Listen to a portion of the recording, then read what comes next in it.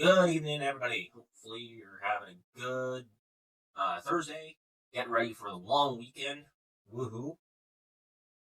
Uh, I'm.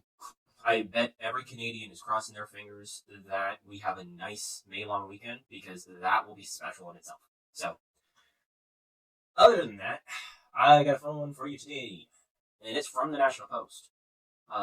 Just warning you right now, a lot of these upcoming ones are going to be from the National Post because they are doing an awesome job. So let's get into this. From the National Post, Canada's living standards alarmingly on track to be the lowest in 40 years. Study. Now, this was um, pretty. when I saw this, it was pretty interesting because I don't know if you guys follow Better Bachelor on Locals, but I make a lot of posts on there, and if you don't, definitely go to Better Bachelor at Locals and apply or subscribe to him. It's about $5 a month, and this is not me kind of like shilling for him or like he asked me to promote him, but um, what he does on there is like really cool, and it's way better than YouTube. And he does like movie nights where we share memes and everything on Saturdays, and it's hilarious. So, and if you like old movies, some of them are eye rolls for me because I'm a millennial, but I mean, at least check it out because it's pretty cool. Anyways, um, I made a post on there where I was like, liberal, like, get out of Canada because 40 years, like, for 40 years, we've been getting out of like the worst debt we've been in. And interestingly enough, it was the last Trudeau that sent us into a debt spiral. But so yeah, we've been getting out of this for 40 years, and finally, through the last Conservatives, we were almost out of deficit spending. That's what the economic advisor there said. Anyways, and I literally said this. I was like, after 40 years, we had one liberal government come in and just destroyed all of our progress. And that's why I said get out of Canada. And now the National Post says the same thing. They're saying that Canada's living standards alarmingly are on track to be the lowest in 40 years, exactly the same amount of years I said. So let's get into this. They say if Canada's per capita gross domestic product does not recover in 2024, the decline since mid 2019 may be the longest in the last 4 decades, and a new study has found. And it's not.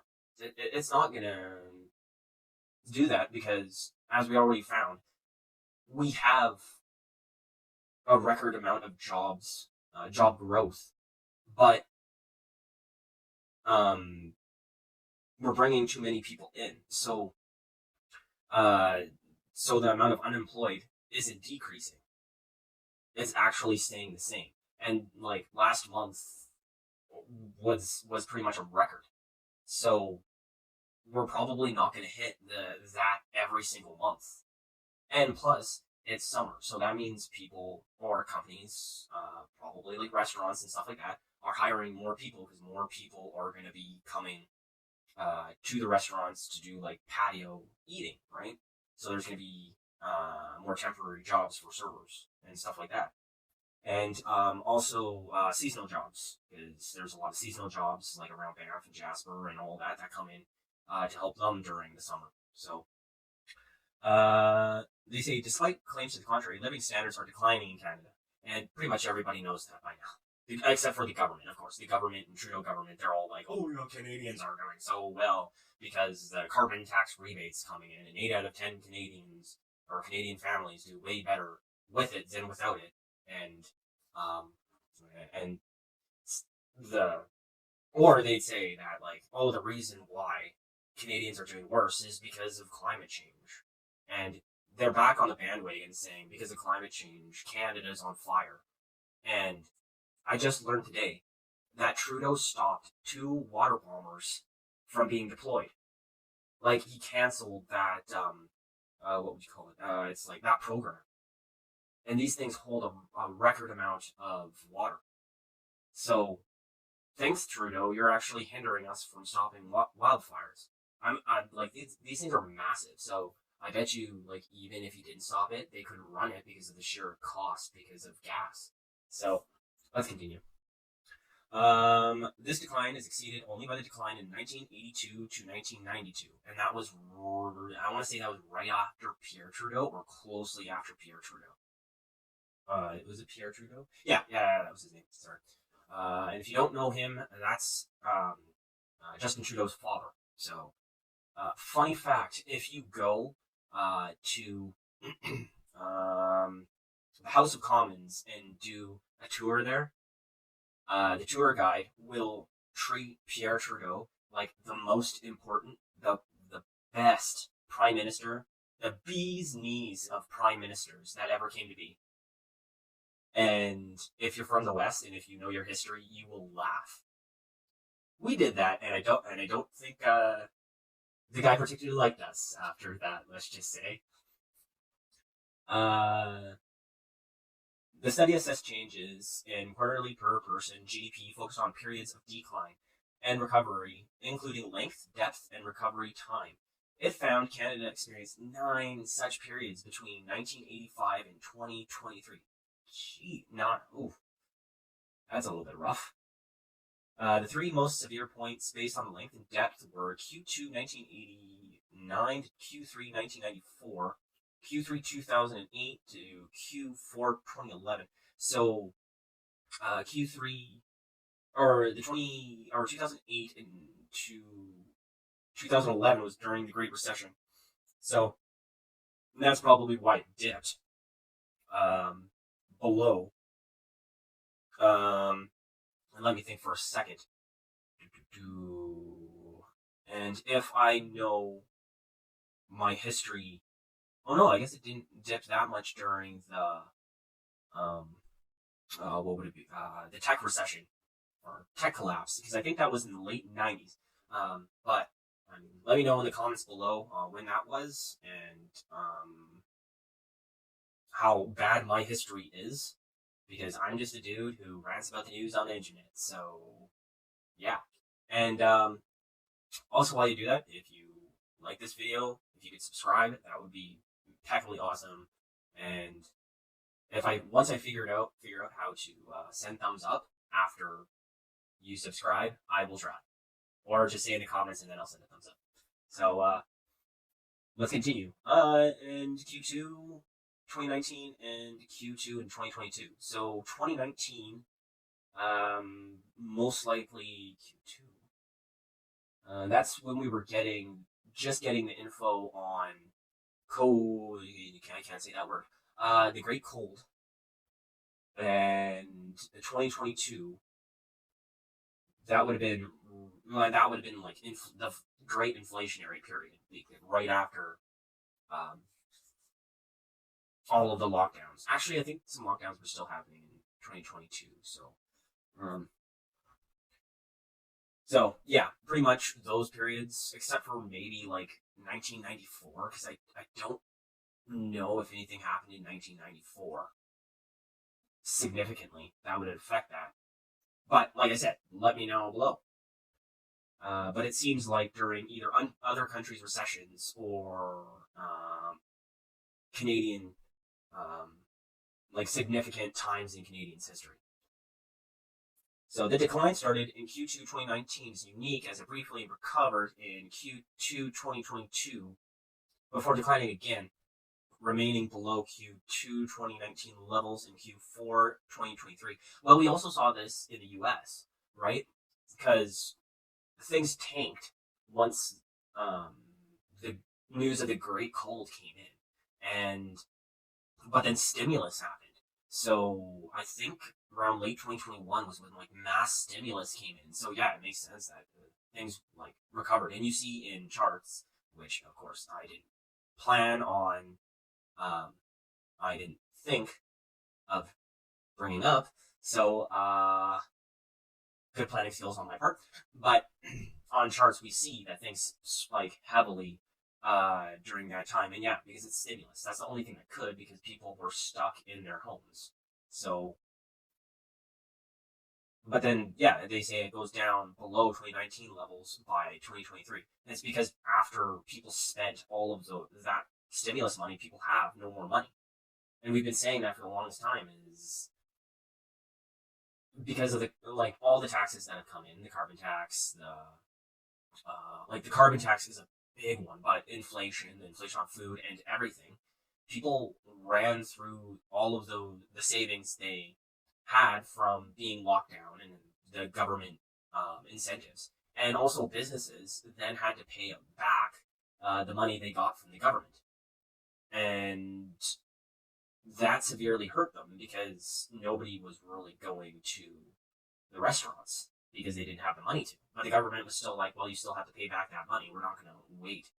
Personally, what I would have done is I would have saw the situation and been like, yeah, we're going through a recession, or at least we're going through a period where nobody has the money to really go out to restaurants because everything's so expensive.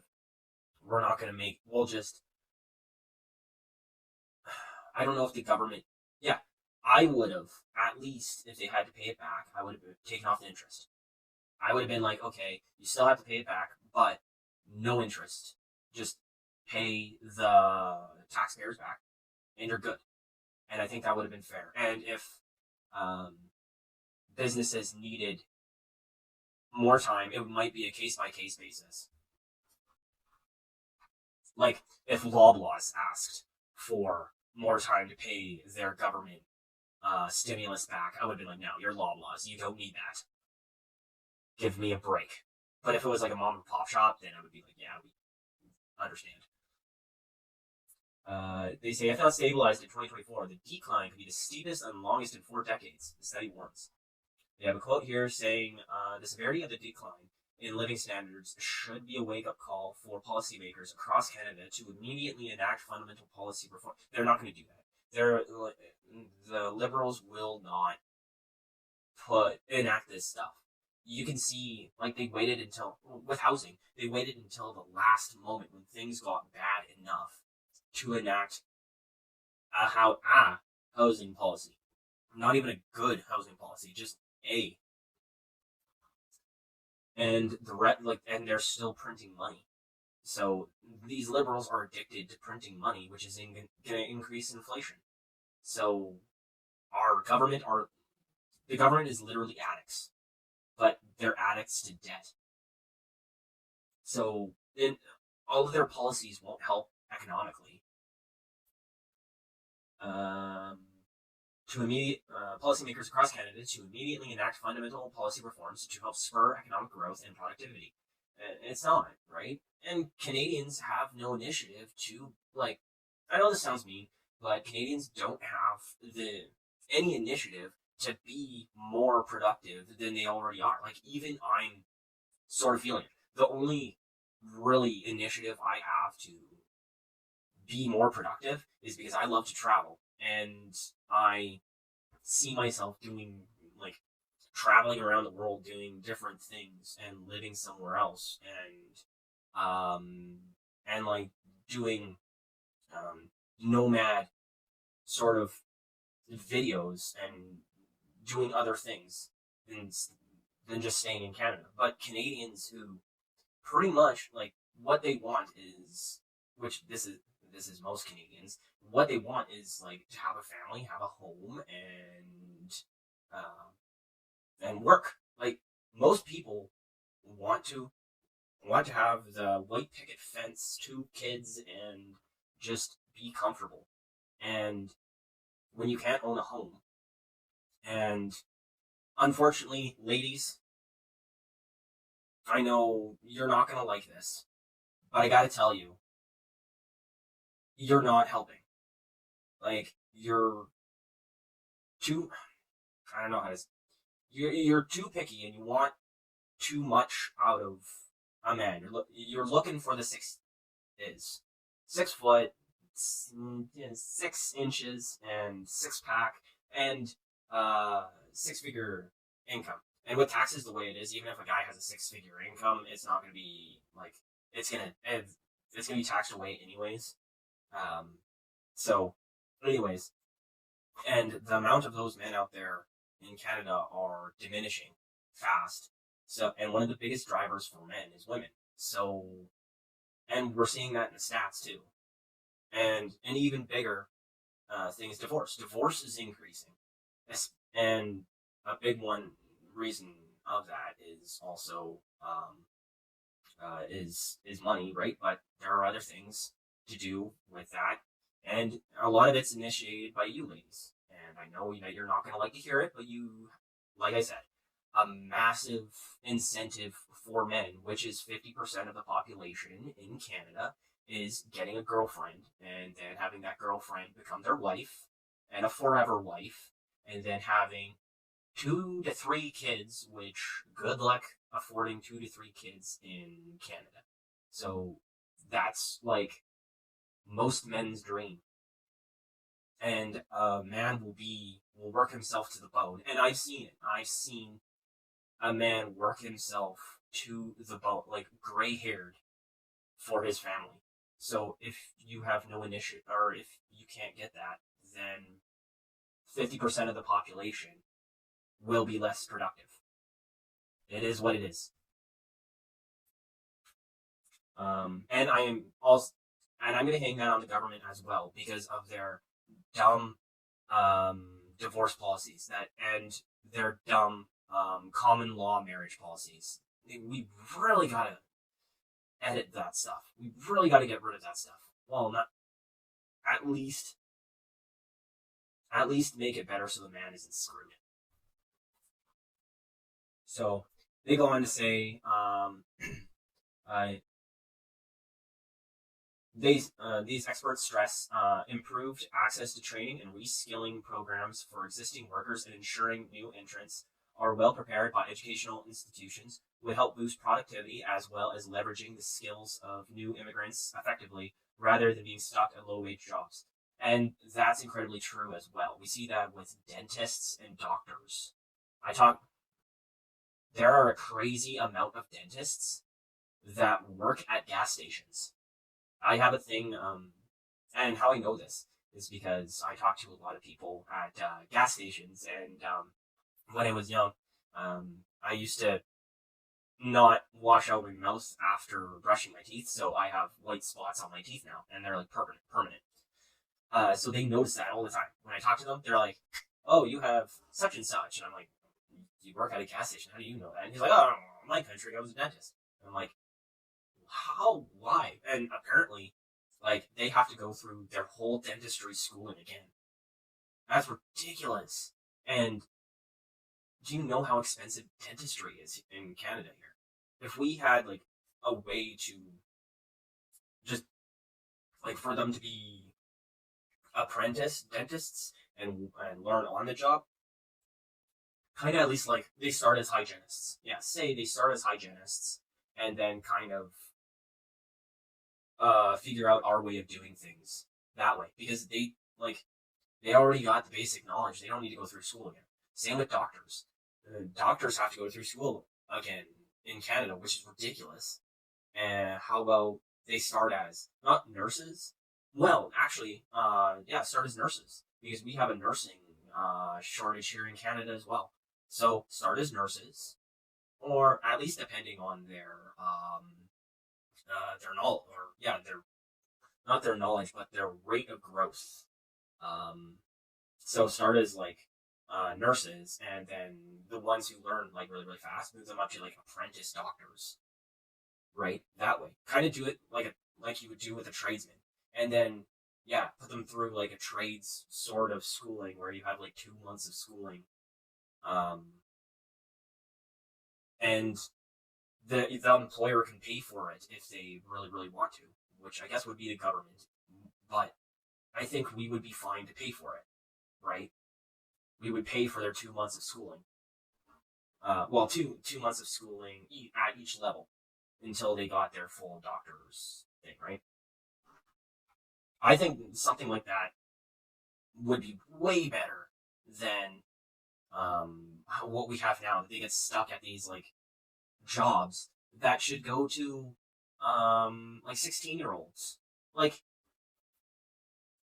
new immigrants who are skilled should not be stuck at jobs that are for are for 16-year-olds and 18-year-olds, people who have no work experience and need that work experience.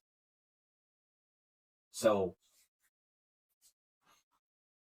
people should not be coming to Canada for the ambition to become, wow, they don't have the ambition. They shouldn't have to come to Canada and then go straight to a gas station job. Rogers added that support for small and medium-sized enterprises with lack of economies of scale would increase competition within various sectors and drive innovation and efficiency. Rogers also said that limited competition in Canada has been linked to weak business investment, and we see that in the it's not an airport sector. What is it?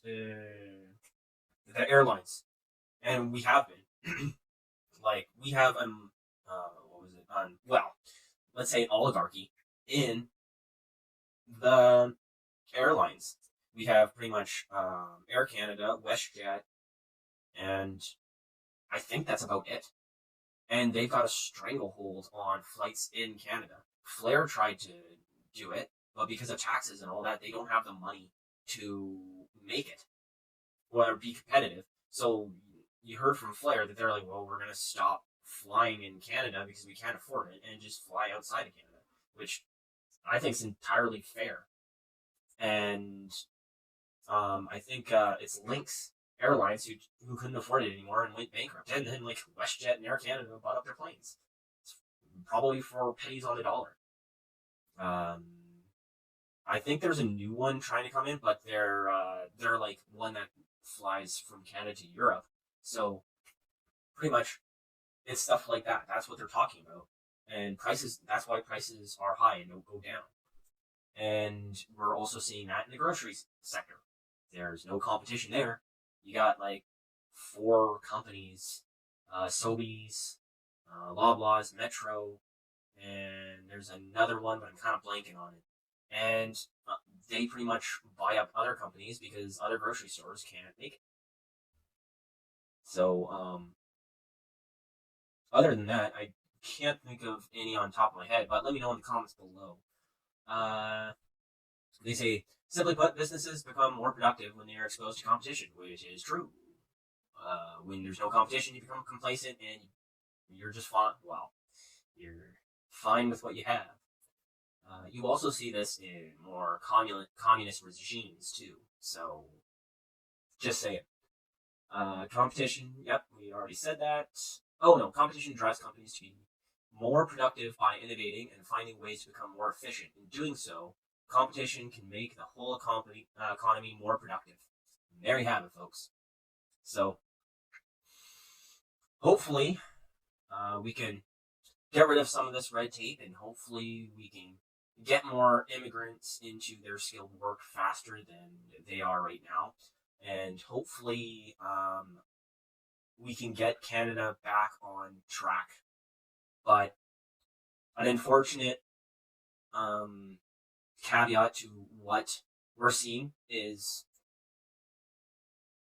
sometime, sadly, when we start getting out of debt, when we get out of